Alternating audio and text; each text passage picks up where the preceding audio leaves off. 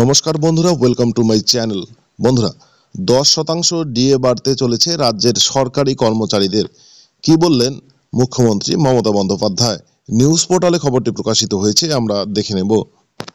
ষষ্ঠ বেতন কমিশনের অধীনে বাংলার সরকারি কর্মচারীরা মাত্র 14% মহার্ঘ ভাতা দিয়ে পাচ্ছেন। এর ফলে কর্মীদের মধ্যে হতাশা ও ক্ষোভের সৃষ্টি হয়েছে।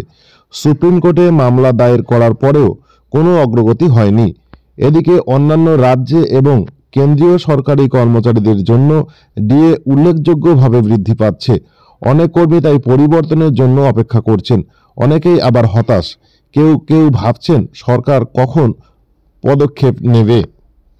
কয়েক অংশের কর্মীর ডিএ বৃদ্ধি পেতে পারে। মমতা বন্দ্যোপাধ্যায় সরকার কিছু নির্বাচিত কর্মচারীর জন্য মহার্ঘ ভাতা বৃদ্ধি করবে কিনা তা নিয়ে কিছু জল্পনা চলছে।